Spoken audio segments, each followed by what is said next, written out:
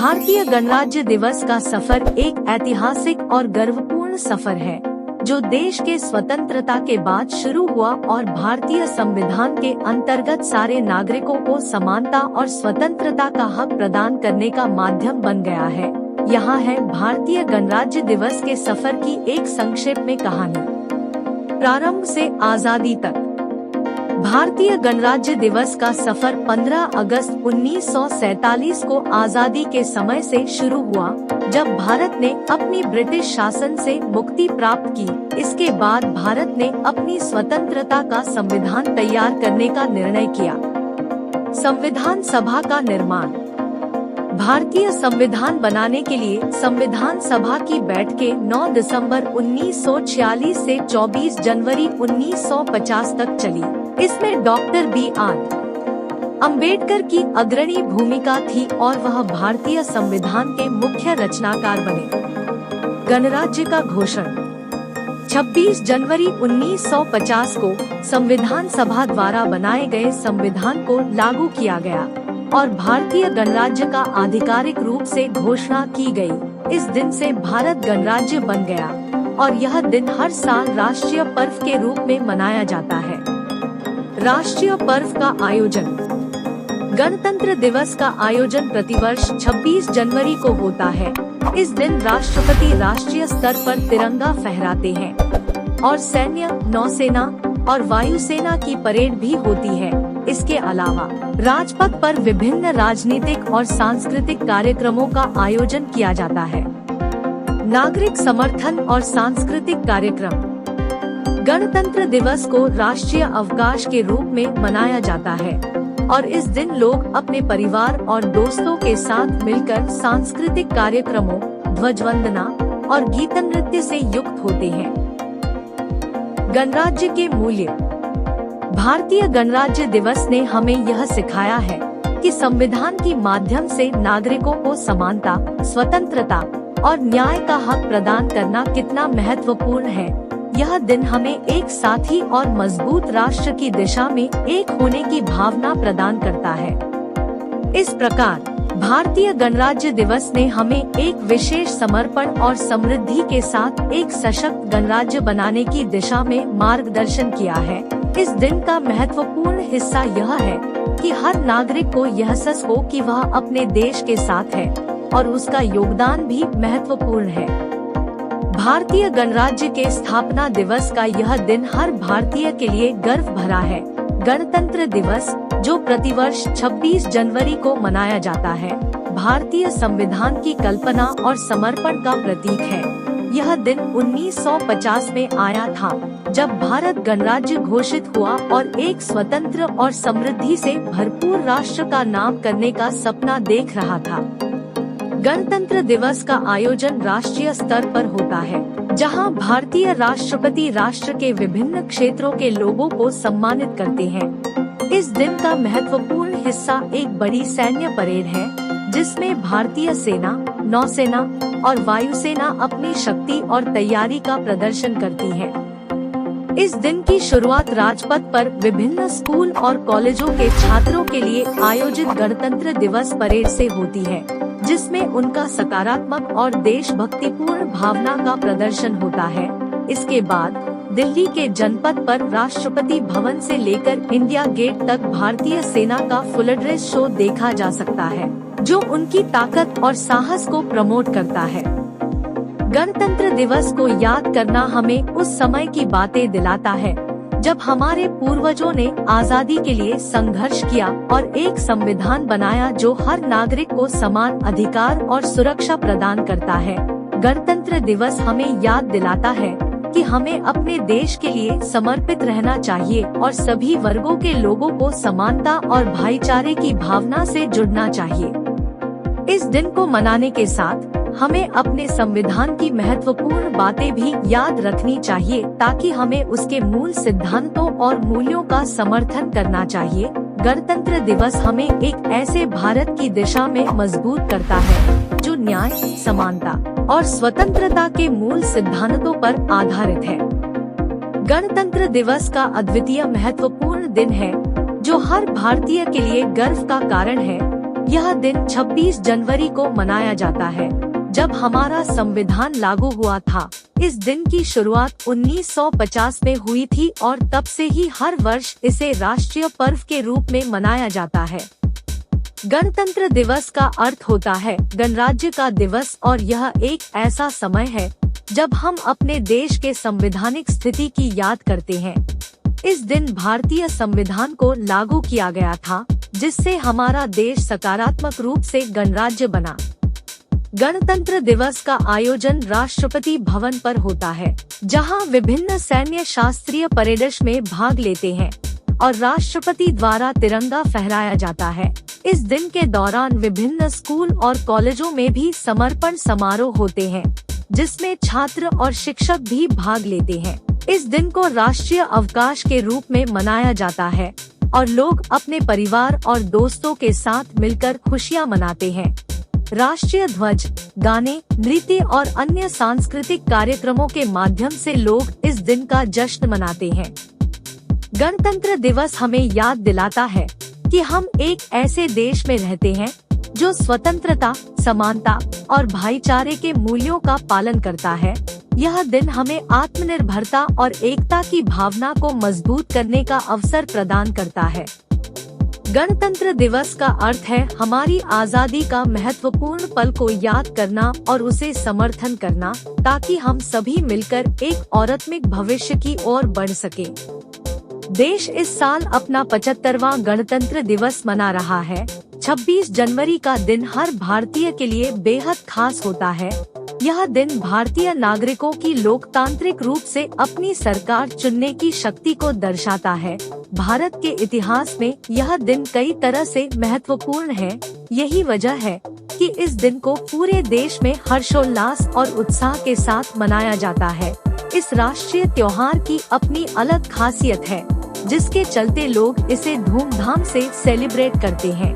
लेकिन क्या आप जानते हैं कि भारत में गणतंत्र दिवस 26 जनवरी को ही क्यों मनाया जाता है? अगर आपके मन में भी यह सवाल उठ रहा है, तो आज हम आपको बताएंगे गणतंत्र दिवस के इतिहास और इसके महत्व के बारे में। दरअसल हर साल 26 जनवरी को गणतंत्र दिवस इसलिए मनाया जाता है क्योंकि इसी दिन पूरे देश में संविधान लागू किया गया है। 26 जनवरी 1950 को संविधान लागू होने के साथ ही भारत को पूर्ण गणराज्य घोषित किया गया था। यही वजह है कि हर साल इस खास दिन की याद में 26 जनवरी को गणतंत्र दिवस मनाया जाता है। साल 1947 में भारत को मिली आजादी के बाद इसे लोकतांत्रिक बनाने के मकसद से देश का संविधान बनाना शुरू किया गया। 2 साल 11 महीने और 18 दिन में बनकर तैयार हुए भारत के संविधान को 26 नवंबर 1949 में देश की संविधान सभा ने स्वीकार किया। इसके बाद अगले ही साल 26 जनवरी 1950 को पूरे देश में यह संविधान लागू किया गया था। 26 जनवरी का महत्व 26 नवंबर को स्वीकार किए गए भारत के संविधान को लागू करने के लिए 26 जनवरी का दिन ही क्यों चुना गया, यह सवाल लगभग हर भारतीय के मन में आता होगा। संविधान लागू करने के लिए इस तारीख को चुनने का भी एक खास मकसद था। दरअसल 26 जनवरी 1930 को अंग्रेजों की गुलामी के खिलाफ कांग्रेस ने भारत को पूर्ण स्वतंत्र घोषित किया था। ऐसे में पूर्ण स्वराज का प्रस्ताव लागू होने की स्थिति के महत्व को ध्यान में रखते हुए संविधान लागू करने के लिए 26 जनवरी का दिन चुना गया था। 1950 में इसी दिन संविधान लागू करने के साथ ही देश को पूर्ण गणतंत्र घोषित किया गया और तब से लेकर अब तक हर साल 26 जनवरी को गणतंत्र दिवस मनाया जाता है। दुनिया का सबसे बड़ा लिखित संविधान। आजादी के साथ ही देश के लिए एक संविधान की जरूरत भी महसूस हुई। ऐसे में इसे बनाने के लिए एक संविधान सभा का गठन हुआ था। इस सभा ने 9 दिसंबर 1946 से संविधान बनाने का काम शुरू किया। भारत की इस संविधान सभा के अध्यक्ष डॉक्टर राजेंद्र प्रसाद थे, जबकि संविधान की ड्राफ्टिंग समिति के अध्यक्ष डॉक्टर भीमराव अंबेडकर थे। डॉक्टर अंबेडकर ने भारत के संविधान को बनाने में एक अहम भूमिका निभाई थी, जिसकी वजह से उन्हें संविधान निर्माता भी कहा जाता है। भारत का संविधान दुनिया का सबसे बड़ा लिखित संविधान है, जिसे बनाने में पूरे 2 साल 11 माह 18 दिन लगे थे। इसके बाद 26 नवंबर 1949 को संविधान सभा ने अध्यक्ष डॉक्टर राजेंद्र प्रसाद को देश का संविधान सौंपा था। यही वजह है कि हर साल 26 नवंबर को संविधान दिवस के रूप में मनाया जाता है। 26 जनवरी 1950 को देश के प्रथम राष्ट्रपति डॉक्टर राजेंद्र प्रसाद ने 21 तोपों की सलामी के साथ ध्वजारोहण कर भारत को पूर्ण गणतंत्र घोषित किया। यह ऐतिहासिक क्षणों में गिना जाने वाला समय था। इसके बाद से हर वर्ष इस दिन को गणतंत्र दिवस के रूप में मनाया जाता है तथा इस दिन देश भर में राष्ट्रीय अवकाश रहता है। ऐसे में 26 जनवरी 1930 को पूर्ण स्वराज की घोषणा की वजह से ही 26 जनवरी 1950 को संविधान लागू किया गया, तो इसे गणतंत्र दिवस के रूप में घोषित किया गया। जब देश में 26 जनवरी 1930 को पहला स्वतंत्रता दिवस मनाया गया, तो जगह सभाओं का आयोजन किया गया।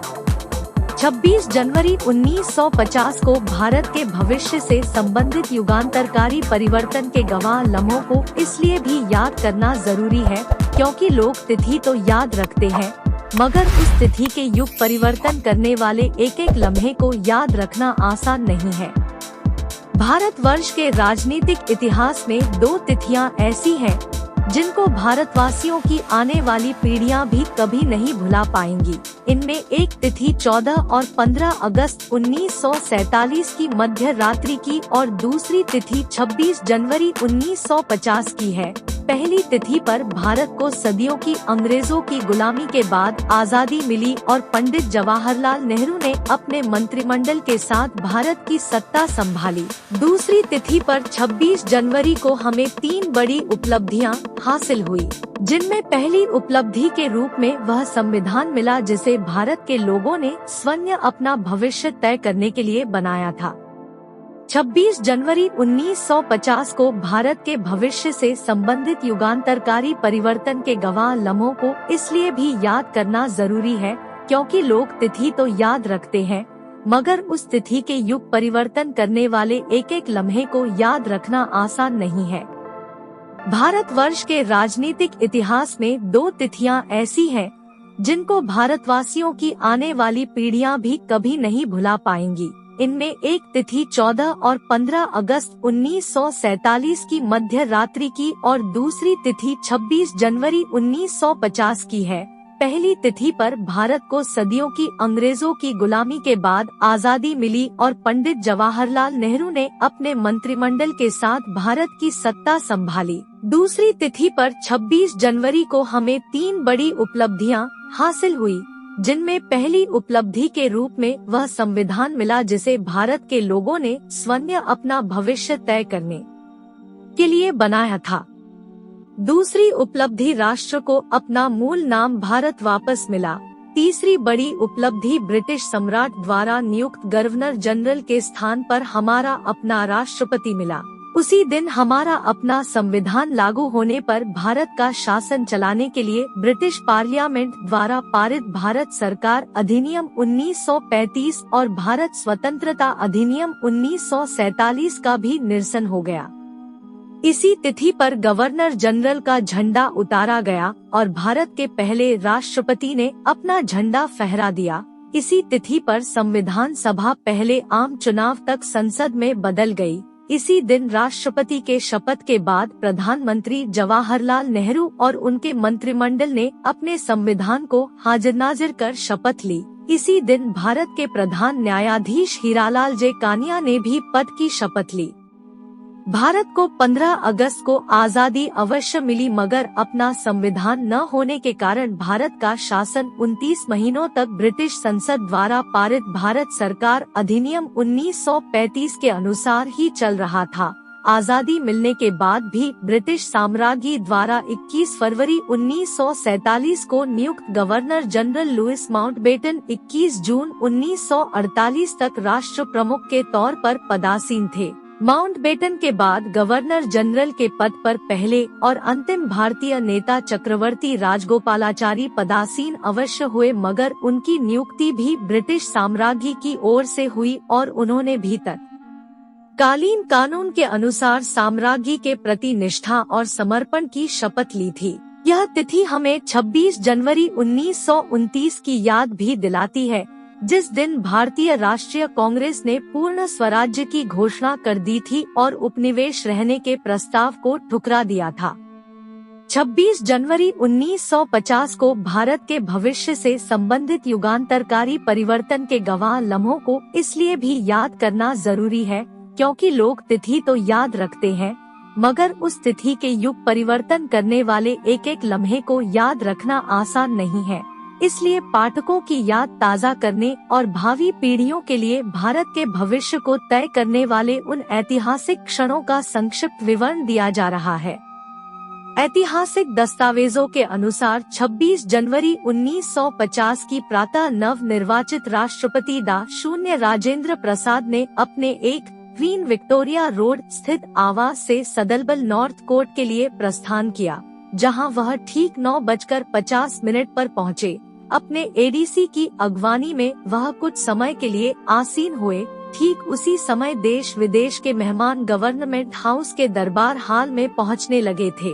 उसी समय ठीक 10 बजे राष्ट्रपति की पत्नी श्रीमती नामगिरी और अन्य पारिवारिक सदस्य भी दरबार हाल पहुंचे, जिन्हें उचित सम्मान के साथ बी वाली सीटों पर बिठाया गया। ठीक 10:12 पर गवर्नर जनरल सी राजगोपालाचारी नवनियुक्त राष्ट्रपति राजेंद्र प्रसाद के साथ नॉर्थ कोर्ट पहुंचते ही 1 मिनट के अंदर दरबार हाल की सीढ़ियों पर पहुंचे। वहां से प्रधानमंत्री पंडित जवाहरलाल नेहरू ने दोनों का स्वागत किया और दोनों अति विशिष्ट हस्तियों को दरबार हाल में उनके आसनों तक ले गए।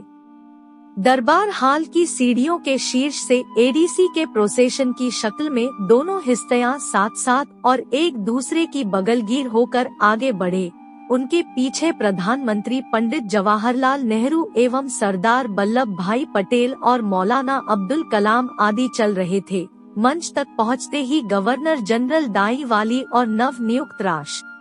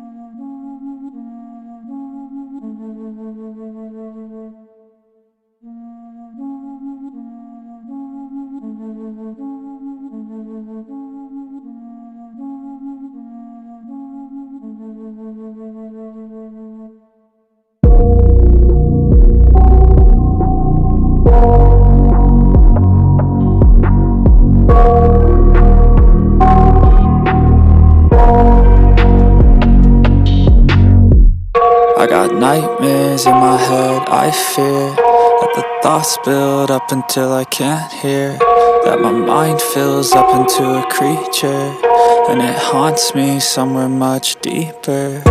Anxiety, filling up every space, no privacy. And silently, it could build and build until you finally see, whoa, it's taking over, damn, no closure, moving closer. No exposure, I just wanna be a loner. Some can't stay sober, looking over all their shoulders, like moving boulders just to get out of the home. It sucks, I've had enough, I don't wanna feel the stuck under the rug, all my problems that I shove. I got nightmares in my head, I fear that the thoughts build up until I can't hear, that my mind fills up into a creature, and it haunts me somewhere much deeper. I got nightmares in my head, I fear that the thoughts build up until I can't hear, that my mind fills up into a creature, and it haunts me somewhere much deeper. I've been feeling weird, I can't seem to focus good enough, nothing's really clear, sometimes it could be a little tough. I just need to feel like the end's in sight for me, but let's be really real, anxiety can foggy all this stuff. I've been feeling weird, I can't seem to focus good enough, nothing's really clear, sometimes it could be a little tough. I just need to feel like the end's in sight for me, but let's be really real, anxiety can foggy all this stuff. It sucks when you finally feel like giving up. Oh God, no luck, everything feels like you're sticky stuck. I'm lost, handcuffed to the bed where I sleep, don't give a fuck, can't stop, unplug, feeling overwhelmed, I think I've had enough. Gotta find a way to get some energy, gotta find someone who's a good friend of me. I need purpose to make it all worth it, I'm still searching and I'm still learning. I want a life that's filled with memories, not a life with regret and frenemies. I need focus to keep me from hopeless psychosis if I keep moping. I got nightmares in my head, I fear that the thoughts build up until I can't hear, that my mind fills up into a creature, and it haunts me somewhere much deeper. I got nightmares in my head, I fear that the thoughts build up until I can't hear, that my mind fills up into a creature, and it haunts me somewhere much deeper. I've been feeling weird, I can't seem to focus